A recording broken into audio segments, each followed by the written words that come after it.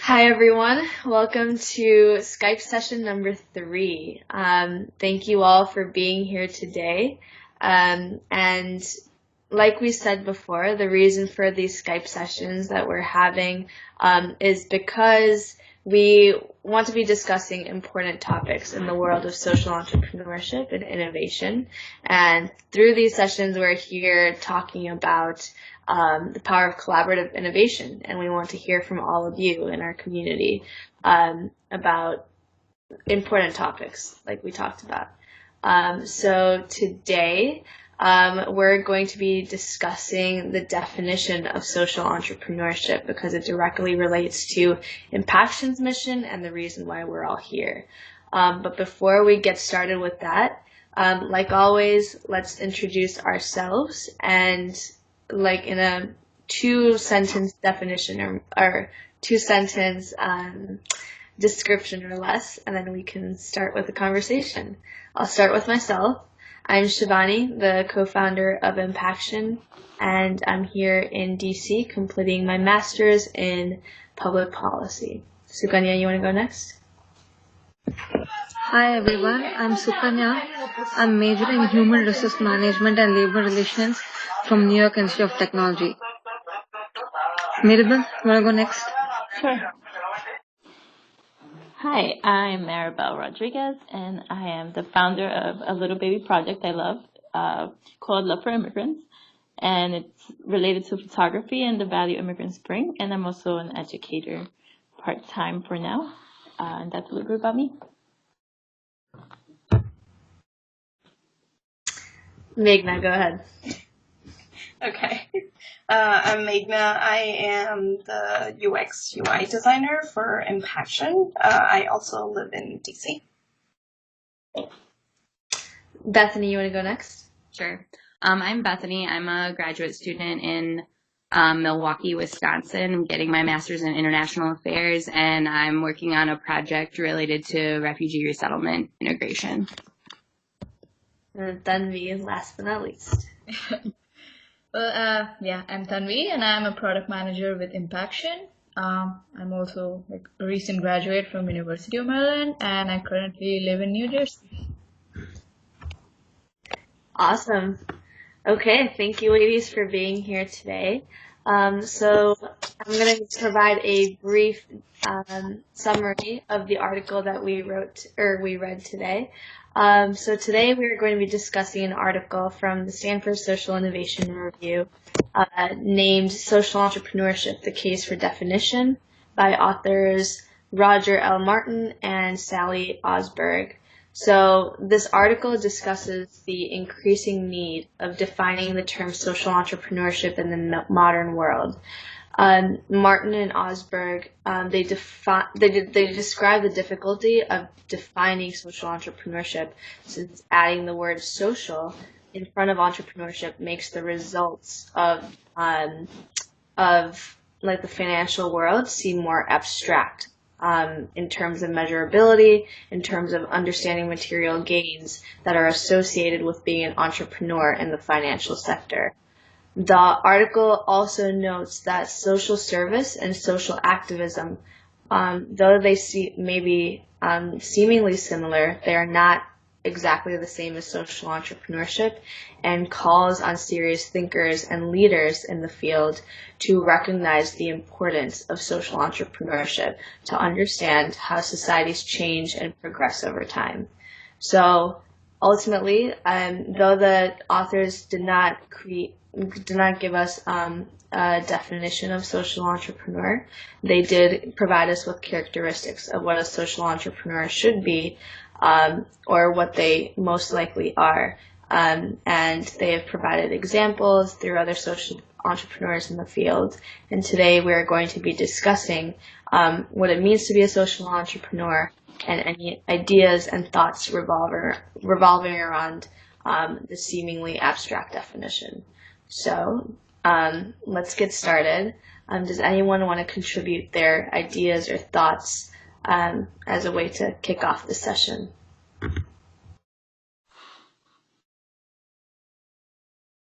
I can start if no one minds.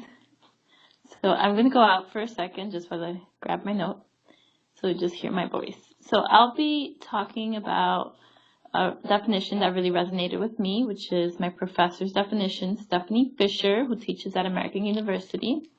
And it goes something like this. Social entrepreneurs are people who apply the techniques of business and innovation to solve social problems. Social innovation is what they do, and social enterprises are what they create. So the definition is much longer than that, but I'll leave it at that so other people can fill in some gaps.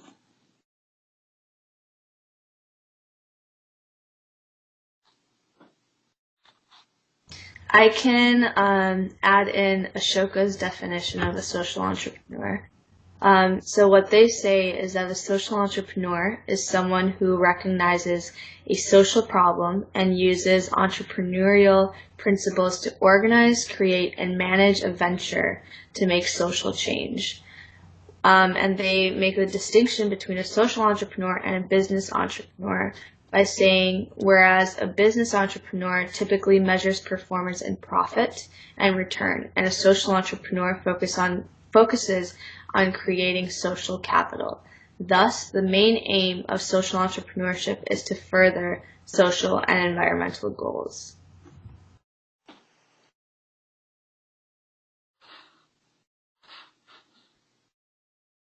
I think the last point that you said, Shivani, is key in understanding what social entrepreneurship really entails.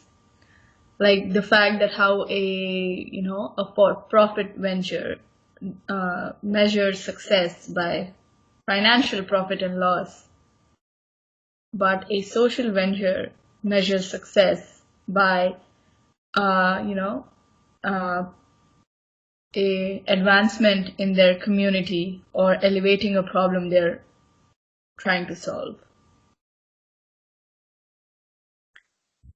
I think all the definitions that have been given are like very much along the lines of how I think of social entrepreneurship, which is sort of the idea of a hybrid. So the idea of pairing wanting to have like innovative solutions to social problems with wanting the efficiency of like entrepreneurship. Not that it's always efficient, but I think that certain principles of entrepreneurship create an environment where people are looking to do things in like the most logical way, which doesn't always happen in the social sector, not because people don't want it to be efficient, because they're thinking about providing good services, and sometimes that we want to provide good services, but things aren't always done the most efficient way because those things don't always match up with what's actually like cost effective and logical. So I like to think of social entrepreneurship as sort of like taking the best of both of those worlds, like thinking about innovative social solutions, but doing it in a way that is like being as efficient as possible.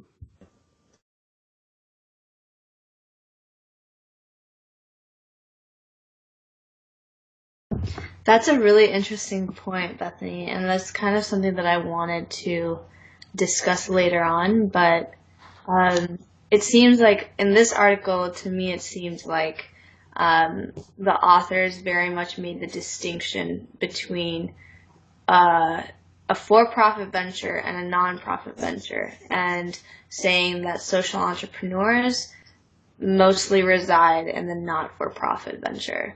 And I like how you said that a social entrepreneur kind of brings in the logic and the illogical, quote unquote, illogical parts of both sides, and making the most out of that situation. And a question that I have for you all is, does social entrepreneurship, first off, do you think that it solely resides in the not-for-profit venture? And actually, let's start with that question.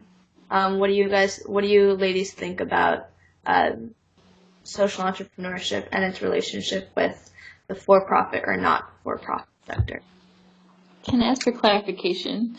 Are you asking us factually? Or No, with just experience? anecdotally, based off of your own experience. If we've seen that it resides, but are you asking also should it be one way or another as well? Yeah, so both your experience and normative, do you think that it should be residing only in the nonprofit? Okay.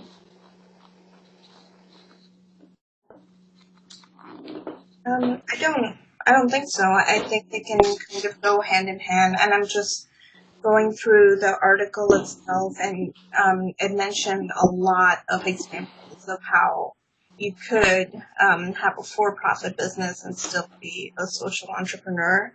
I'm kind of going through it. I think one thing that sticks out is the Sundance Film Festival, where Robert Redford kind of created this platform for independent artists and movie makers and actors to showcase their talent when all these for-profit businesses weren't giving them a chance. So, I mean, he's a social entrepreneur. He might not be doing what some people deem as social good, but I think everybody's definition changes and is different from each other. So, yeah. Yeah, I completely agree. I took like a brief class once on social entrepreneurship, and we had a lot of guest speakers, all founders of their own social ventures, and everyone was really focusing on the fact that how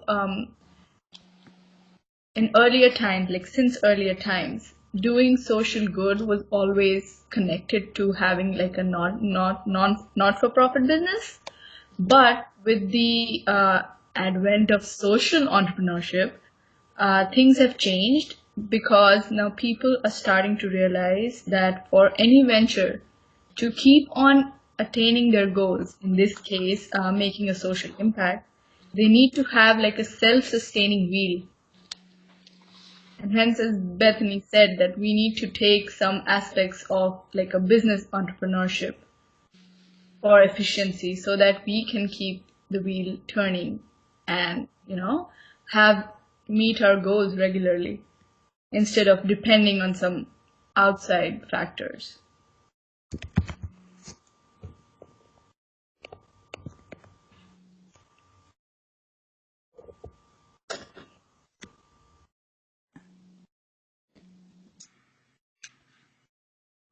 There's this added. Oh, go ahead, Maribel. It's okay. Go ahead. Okay. I think the challenge with social entrepreneurship is that there's this added abstraction around what it means to measure impact. And for being an entrepreneur, you can very much measure what it means to be profitable because it's all quantitative analysis, right? But we're trying to form a relationship between qualitative and quantitative methods of research and understanding what it means to create a positive change in society. And the problem, I think, like what gets to the root of this article is because how are you able to measure what is and what is not successful in the social entrepreneurship field? That's why we're having this conversation, right? It's a subjective term, social entrepreneur. There's no universal term for what it means. And the reason that we're trying to get to the bottom of this is because as we see the world evolving, we're seeing more and more ventures trying to help socially good entrepreneurs and enterprises succeed in today's world. And it's built into what we call traditional business ethics, like through CSR models. So they're trying to form a combination of social impact and also profit-oriented enterprises more and more today. And that's why, like, these two authors are calling on people in the traditional financial sector to understand what it means to be a social entrepreneur and recognize it, because the movement is going that way. But the challenge is we don't know. Like, the foundation is relatively unsteady compared to what we have seen traditionally here, if that makes sense. I think that's probably the biggest area where social entrepreneurship is kind of lacking. And that's not necessarily like a fault with it as a thing. I think it more comes back to how we measure success even in the social sector, because who is measuring success may be different based on who you're looking at. So sometimes funders have a certain idea of like what is success and what successful like indicators are versus what like a nonprofit would have. And so like that is already a problem in the social sector anyway. And social entrepreneurship hasn't necessarily figured out a way to fix that. I do think that one like space that could be a good direction to go in is the idea that if you're doing a more entrepreneurial project, you can potentially like fund out of it. So you don't like, it can be self-sustaining. You don't have to worry as much about funders.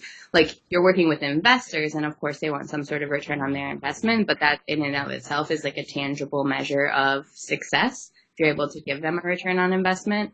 And so you don't have to worry as much about who is measuring the success. You can think more about like if the service itself is successful from the perspective of whoever you're providing services to. And that's like really fluid depending on what kind of sector you're in. But I think that that's one place where, like if we can get out of this area where like people are really dependent on funders and what their definition of success is, that's like an area where social entrepreneurship is like very beneficial. Bethany, to add to your point, I read an article 2 days ago where social entrepreneurs, when they reach out to investors give them feedback saying, I don't feel I could get any profit out of your idea, and they have to mold their idea to the needs of the investors with less social impact.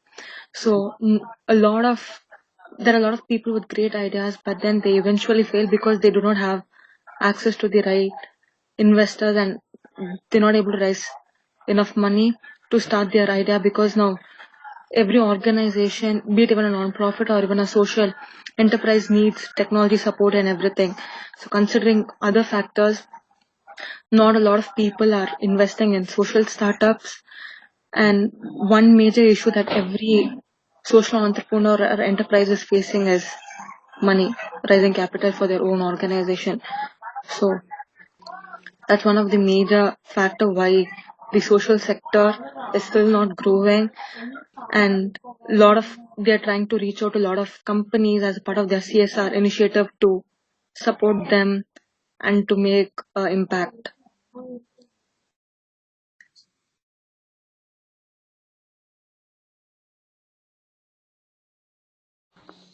I think you said it well. I think you all said it well. But Suki, the last point of even if you're a for-profit social entrepreneur, it doesn't mean you are free from someone guiding your social venture or guiding where the mission is going. I don't think that social entrepreneurship is solely a for-profit business. I do think actually that more and more it is a nonprofit. Sometimes because that's what helps people start.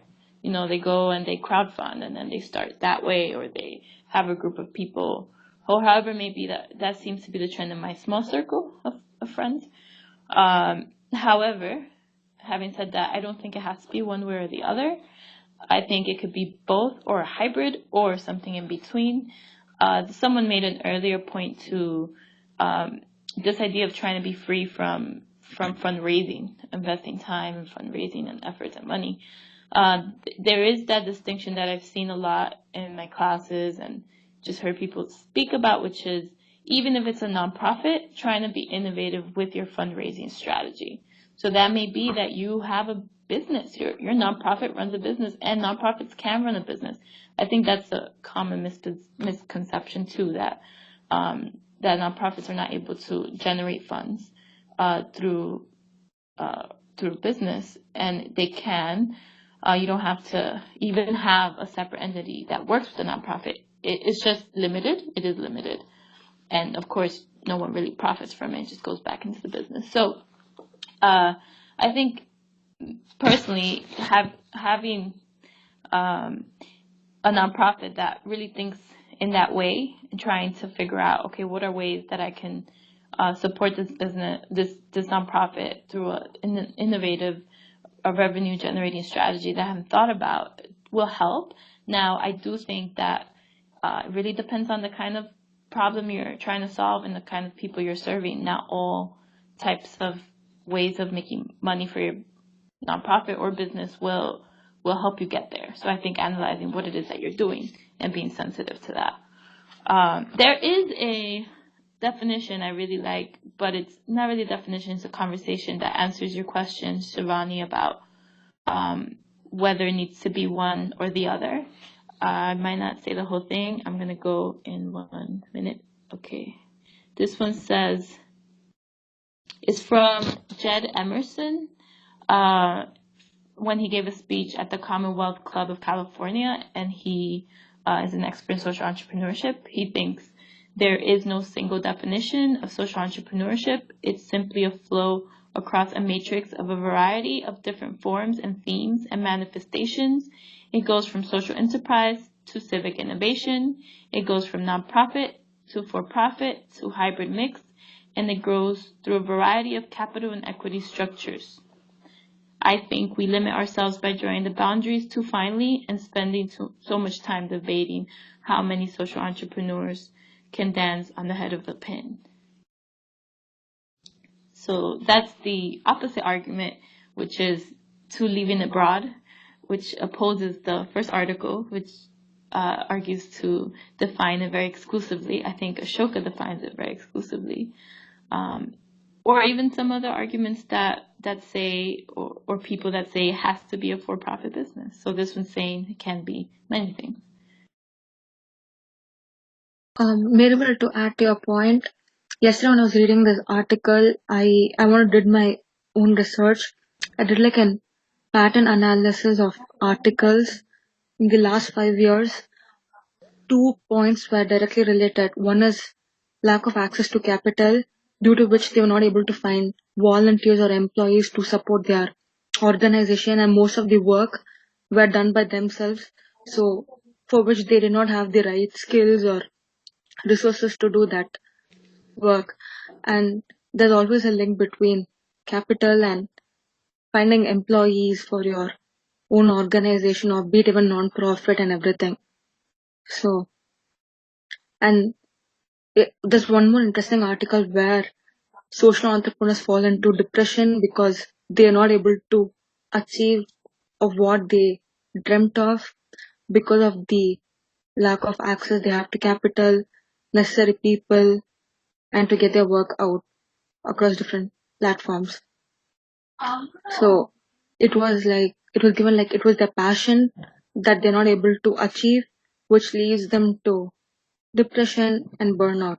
And I felt it is very true. When you feel that you can achieve your target and you see those hurdles which you're not able to resolve, then it leads to all these things. Yeah, that's a great point, and your research sounds very intense. I'm glad you did that research. I did read a similar article, a very long report, similar to what you were saying, that social entrepreneurs or social enterprises' biggest need was human capital. This one was saying capital as well, in terms of money, but they really emphasized human capital, and I think they gave some recommendations, so I could send it all your way. It wasn't always tied to capital, though. So that was, I think, the distinction in the article I read. So it'd be interesting to see with the information you already have, what you get from that. Sure. Can you send me the article? And one more thing that I read was there are a lot of organizations which are trying to design and implement their own social entrepreneurship models to see that can resolve all the challenges that these social entrepreneurs are facing in one go. So a lot of organizations are trying and most of them have failed.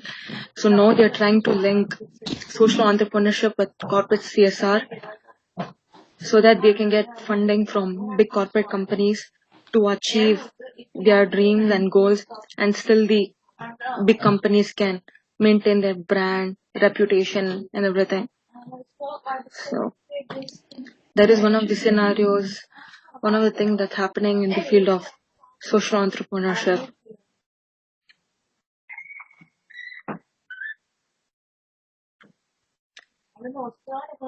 And what is your thought about that kind of a model where linking CSR, corporate CSRs with social entrepreneurship? You think that model would sustain, or we need to bring in students, employees working in corporates, all to be a part of an organization to be successful, for a social enterprise to be successful as in term like a volunteer?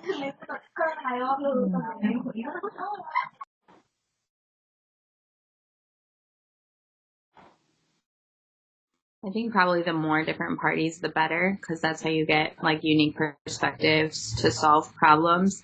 The potential downside, of course, to linking like corporate things with social enterprise or any other sort of social sector work is comes back to that issue of like who is actually setting like the mission and the goals. So that would have to be like a really productive relationship where everyone was able to like contribute kind of on an equal playing field to what the goals were. But I think that can work, and I think that it works better probably in certain sectors than others. Like, but yeah, I say whoever is interested, the more we collaborate, either like across sectors and across like different interest groups, the better. I think. Bethany, go ahead. Who wanted to say? My thought is related to another concept. Okay, I'll go ahead. Oh, sorry, Sukanya. Sorry to interrupt the 3 minutes. Okay, but Bethany, to add to your point, I read an article today morning on LinkedIn where they did survey across 150 countries and found that less than 15% of employees feel engaged at their work, and now they're trying to come up with another model to link employee engagement with social entrepreneurship and work-life balance. So a lot of initiatives are going to connect all these sectors, but I don't know how many would fail or would be successful. Mm-hmm. And it was really interesting, connecting these three factors: work-life balance, employee engagement, and social entrepreneurship. Sounds like a great idea. Yeah. Figure out what the details are. Well, I think at least here, most people can agree that social entrepreneurship has a lot of positive effects. But when is it not good? For a lack of a better question, when is it not positive? What is its downsides? Sorry, go ahead, Maribel. It looked like you were. Go ahead. I was just going to add like a little thought that I think it depends on what you define as social good. So I know I mentioned this earlier, but it depends on what social good means to one person might not mean to another person, and there's definitely that gap that needs to be filled.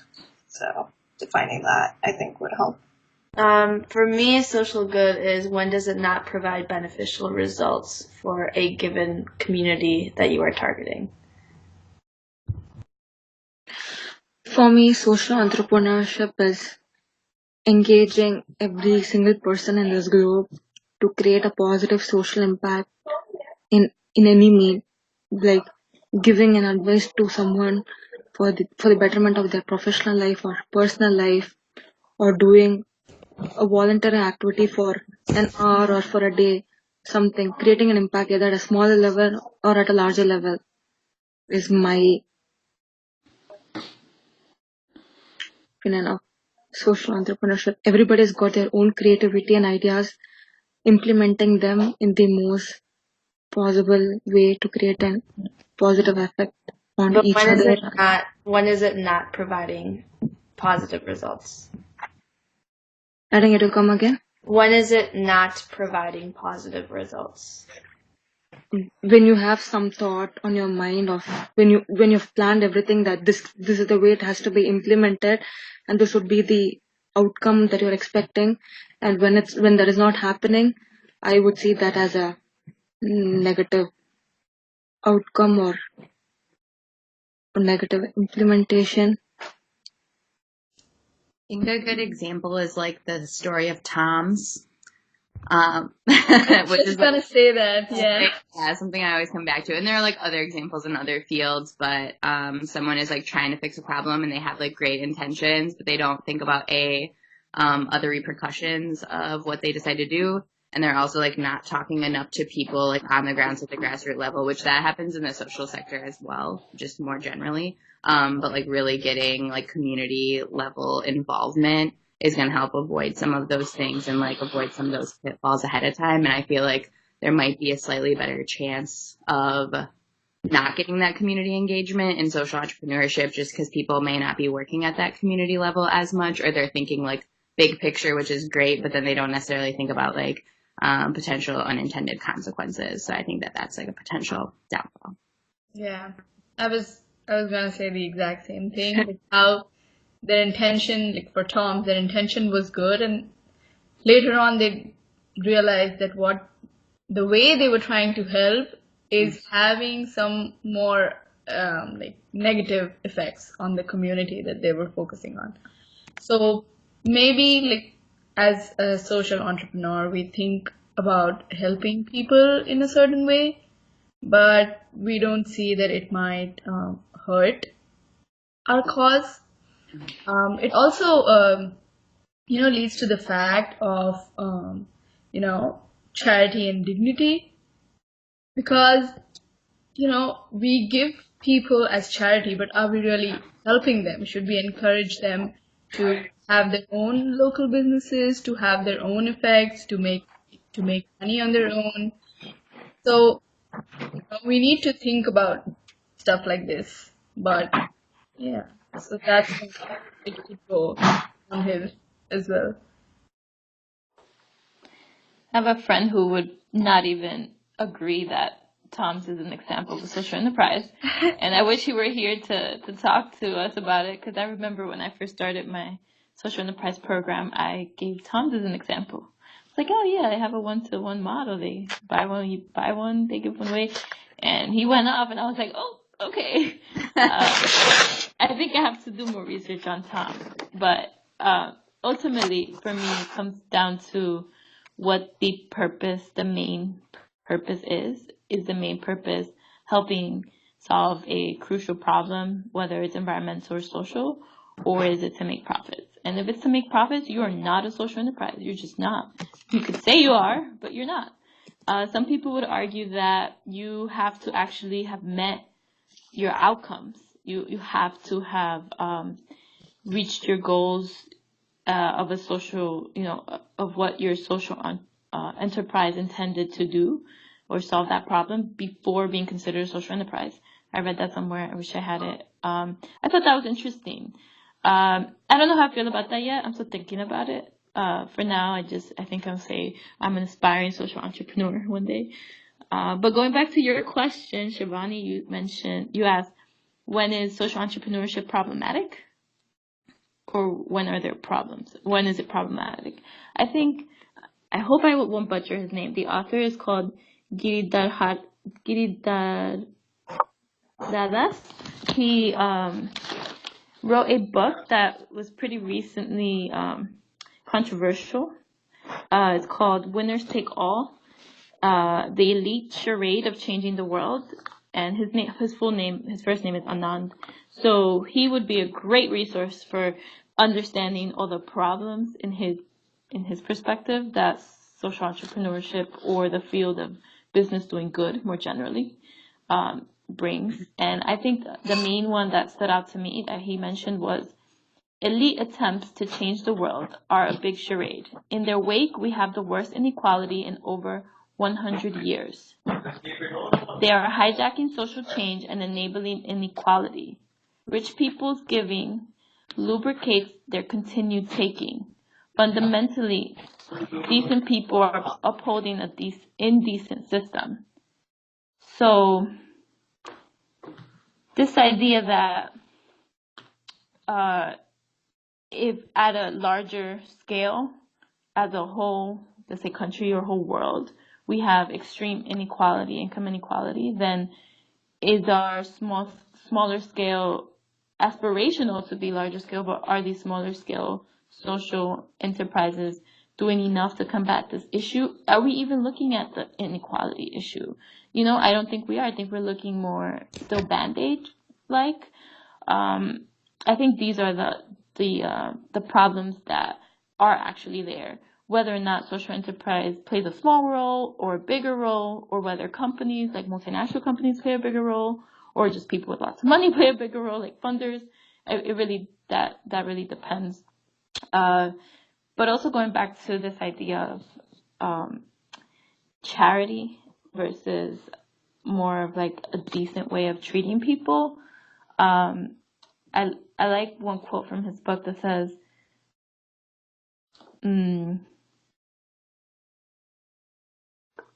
well, anyway, I lost it. It's this idea that, it's not from the book. It's from Robert Egger. He's the founder of DC Central Kitchen. That says traditional charity is based on the redemption of the giver, not the liberation of the receiver. So asking, is this social enterprise mainly in a similar way the redemption of the giver? And are we talking to end users? Are they a part of the decision-making process? I mean, these are important questions. And if they're not, there may be problems that arise. We may not understand the culture well. We still may be playing a role of a savior.